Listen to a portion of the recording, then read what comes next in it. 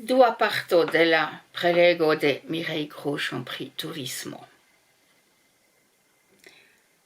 Kerna problemo naskiĝas, kiam turistoj volas malkovri netuŝitan regionon, kiun ili damaĝas en la momento de sia apero. Tio estas la paradokso de turismo. Oni volas trovi originan pejzaĝon, edenan ĝardenon, kaj alvenas grupe detruante multon. Okazas eĉ ke oni rekonstruas por turistoj folkloran vilaĝon, kie junuloj ricevas punon se ili uzas sian poŝtelefonon, kiam ili devas aperi kiel kvazaŭ sovaĝaj homoj. Ĉar turismado estas industrio kun profitdonaj leĝoj, 90% de la profito de tiu industrio iras al la nordo. Oni povas diri ke turismo estas moderna koloniado. La turisma planedo similas al superbazaro. Vi devas esti vidinta la Eiffelturon en Parizo, se ne vi estas freneza aŭ stulta aŭ ambaŭ. La urbo Barcelono en Katalunio nuntempe provas eĉ limigi turismon, kiu damaĝas la urbon kaj vivon de la lokanoj. Ciceronoj montras al vi tion, kion vi devas vidi laŭ decido de la registaro. Fakte mankas sciencaj esploroj pri la fenomeno turismo. Estas diversaj manieroj turismumi. Se mi havas gastojn, mi unue demandas, ĉu vi volas promeni en la naturo, ĉu vi volas vidi grandajn urbojn, ĉu vi volas viziti muzeojn. Laŭ ilia respondo mi planas la tagojn, kiujn ili pasigos kune en la regiono, kiun mi konas kaj kie mi loĝas. Ne ĉiuj turistoj havas la samajn emojn. Mi konas junajn svisojn, kiuj flugas vendrede vespere al Dublino, Irlando, por gustumi bierojn, kaj ili revenas dimanĉe vespere por labori lunde matene. Mi aŭdis svison diri: mi estis en Japanio, feliĉe mi povis fojfoje manĝi en McDonald aŭ Starbucks Café. Kion vi opinias pri tio? Mi opinias ke tio estas stulta sinteno. Flugi malpurigas la aeron. Kelkaj homoj kritikas min pro mia troa uzo de aviadiloj. Do, kion fari? Ĉu miaj vojaĝceloj estas pli valoraj ol biertrinkado en Irlando? Jen la demando. Se mia vojaĝo en Eŭropo estas malpli ol 1000 kilometrojn longa, mi preferas uzi trajnon. Mi tre ŝatas la noktajn trajnojn, sed la trajnkompanioj ĉesas organizi ilin, bedaŭrinde. Uzi trajnon, kiu uzas elektron el akvoenergio, aŭ aviadilon, kiu konsumas nafton. Tio estas grava decido, ĉar tio havas influon sur la sanstato de la planedo Tero. Eblas turismumi en grupo en organizita rondirado. Turistoj, kuristoj. Eblas vidi landon loĝante ĉe indiĝenoj. Okaze de kongresoj esperantistoj devas uzi hotelon, ĉar la lokaj esperantistoj laboradas por la organizado de la kongreso, ne povas samtempe gastigi eksterlandanojn. Ekster la kongresoj eblas loĝi ĉe la familioj en la vizitata lando. Do por esperantistoj estas du malsamaj situacioj. Ĉiuj konas la retejon Pasporta Servo. Jen citaĵo de Roger Bastide, franca sociologo. Okcidentano volas ĉion scii tuj, pro tio li ne sukcesas ion kompreni. Fino de citaĵo. La malfermiteco kaj scivolemo varias de continento al continento. Europanoi cutimas esti raciai cae pragmatai. Ili shokicias en Asio, cefe en Barato. Franza verkisto regis ero scribis. Ciu Asio frenesigas Europanoin, au ciu Europai frenesuloi iras al Asio. Fino de citajo. Europanoi ancao povas esti arrogantai cae racismai. Mi audis en Nepalo, che svisoi agadas ace cun Sherpoi. Sherpoi estas locanoi, kiui gvidas Europ devenain grimpantoin al Himalayo. Europanoi dungas ilin. Europanoi ne conas la regionon, la climaton, do ili devas obei alla Sherpoi. Sherpoi diras, ni ne iru hodiau alla pinto, sed nur morgau. Shainas che svisoi cutimas postuli ion de dungito. Tamen tia dungito havas la besonata inscioin. Nascicias conflictoi. Mi legis cae constatas che gastamo malaperas en Occidento. Gastamo signifas senpagezzo cae reciprocezzo. Io alia ol turismo. Turistoi appartenas al diversae categorioi. Quelcae estas sagiai cae scivolemai. Aliai volas ebriici. Vidu la vortoin. Romo, rumo, cotopo. Mi jam aludis al por sexa turismado, kie ofte infanoi estas victimoi de perversai plen cresculoi. Foje turisto estas homo, kiu volas nur fugi el rutina vivo, au malfelicia familia vivo. La turisto preferas la rutinon de iu alia, de sia propra rutino. Ordinarajoi de indigeno farigas exterordinarajoi de voyagianto. Por quelcae homoi escapi estas la celo. Tia persono ne successos rilati positive cun indigenoi. Iu homo devas havi fortain radicoin, cae coni ilin por successe ecrilati cun alia homo. Prepar legado. Por prepari tiun prelegon, mi legis diversain libroin cae retpagioin. Du cefai autoroi occupis mian legadon. Rudolf Christin cae Franck Michel. Jam longe antaue mi legis vercoin de Nicolas Bouvier cae Kenneth White. En la 16a jarcento, franca verkisto Montaigne scribis: Homo faras voyagion, voyagio faras homon. Oni lernas voyagi voyagiante, scribas Franck Michel. Al strecita homo strecita voyagio. En ciui libroi aperas la sama sugesto. Estus bone che la turistoi venu en contacto cun la locanoi, la indigenoi. Sed neniu autoro mencias la demandon, per kiu lingvo ili ecrilatu. Stranga constato, ciu ne?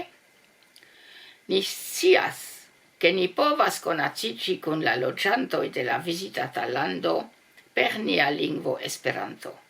Ni estas bonŝancaj. Tamen venas ankaŭ demando, laŭ kiu tono ni parolos, kion ni demandos, kiajn rimarkojn ni faros pri la lokaj kutimoj. Havi komunan lingvon ne nepre signifas respektoplenan kontakton. Esperanto ankaŭ povas utili por insulti aŭ vundi. Ankaŭ vojaĝantoj preparas sin per legado pri la cellando. Ili akiras sian bildon, imagon, kiun ili devas poste adapti al la objektive akiritaj konstatoj. Tia preparado estas la unua paŝo. Sekvas la vojaĝo mem, tio estas la dua paŝo. Poste venas la raportoi, ordigado de fotoi, prelegoi pri la visitita lando. Tio estas la tria paŝo. Turismumi malstabiligas. Turismado povas alporti skuon al iu individuo. La persono post malkovro de aliaj vivkondiĉoj starigas demandojn al si mem pri sia vivmaniero. Aŭskultu.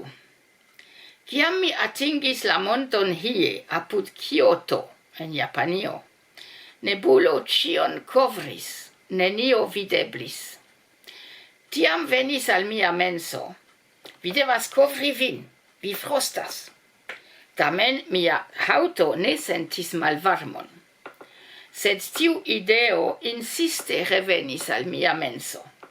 Finfine mi komprenis.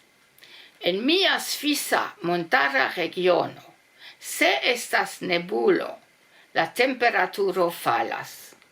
Do mia profunda cerbo captis forte tiun impreson, kaj redonis ĝin al mi en tute alia mondo parto, kie nebulo povas esti kun alta temperaturo. Tiam mi povis malkovri, kiom forte kaj profunde mi ligiĝas al mia denaska regiono kaj klimato. Ties nomo estas ĵuraso. En Benino mi estas jovo, blankulo. Afrikanoj vidante min ne scias, ĉu mi estas usondevena virino, komercistino, diplomato, helpanto, svedino. Kelkaj eĉ salutis min per la vorto signoro, ĉar mi kutime surhavas pantalonon. Same en Nepalo oni diris al mi signoro, ĉar mi tondas miajn hararon, kaj tion nepalaj virinoj neniam faras.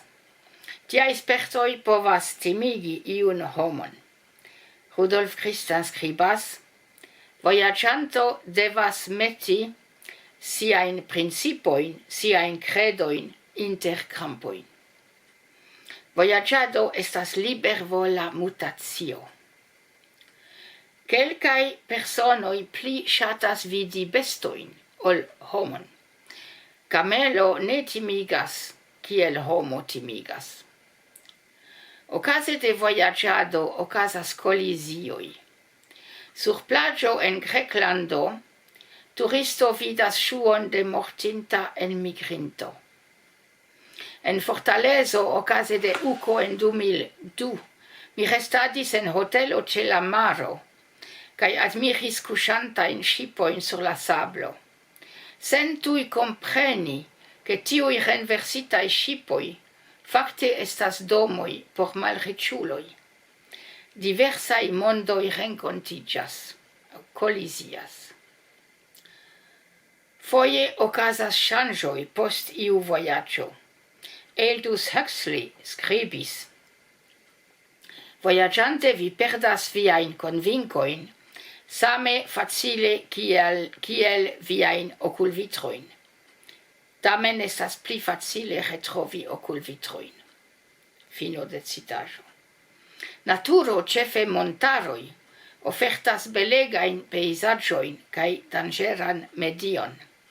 Tie homoj sentas sin nuda kaj vera. Ŝvitiga grimpado, pura aero, same kiel naskiĝo.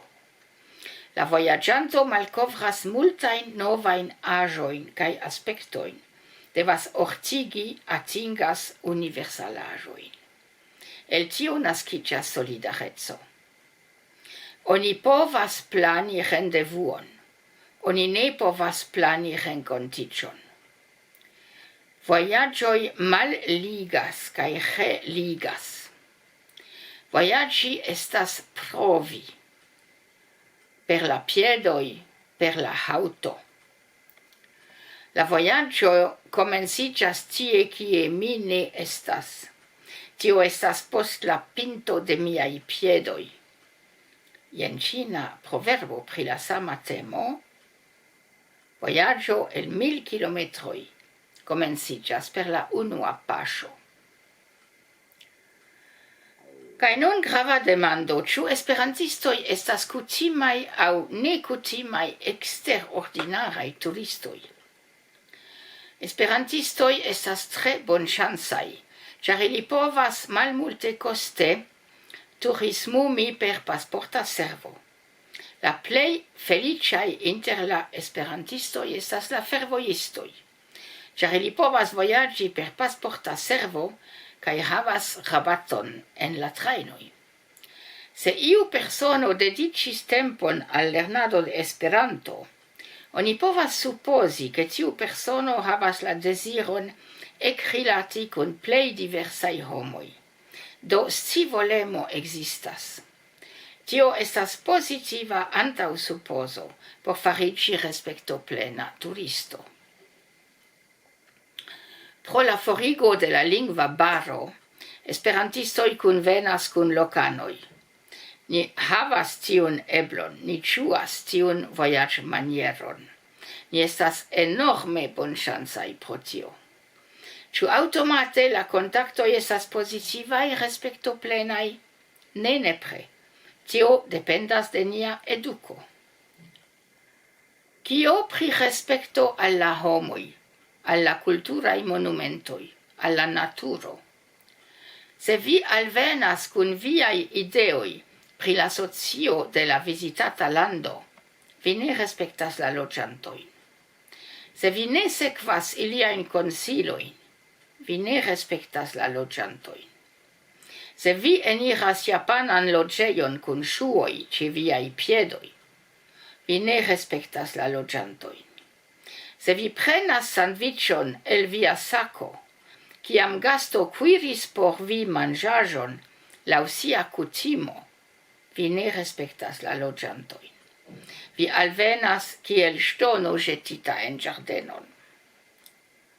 Se mia gastiganto proponas viziton de la vilaĝo B, kiam mi volis viziti la vilaĝon A, mi ĉiam obeas blinde kaj iras al vilaĝo B. Ĉiam mi fidas la lokanojn. Ĉiam mi estis feliĉa pri tio. Inteligenta turisto kondutas kiel spongo. Li aŭ ŝi sorbas la informojn, la impresojn, la rakontojn de la loĝantoj, indiĝenoj, aŭtoĥtonoj. Riĉiga kontakto. Vojaĝanto devas alveni kun scivolemo, observemo, atentemo, pacienco, klopodoj. Vojaĝanto devas eniri regionon per prudentaj paŝoj. Turisto ne povas ne fari erarojn. Se tio okazas, li aŭ ŝi devas senkulpiĝi. Turisto devas adaptiĝi. Se vi ne kapablas adaptiĝi, ne iru. Restu hejme. Gastiganto devas informi, helpi, havi paciencon ankaŭ. Vojaĝi malrapide kaj restadi longe. La malkovrita regiono digestas vin. Vi devas relativigi vian kulturkodon. Iri tra lokoj, signoj, kodoj, popoloj ne utilas al fierulo. Neniu sukcesas fariĝi indiĝeno. Tiu, kiu provas, teatrumas. Fino de la dua parto.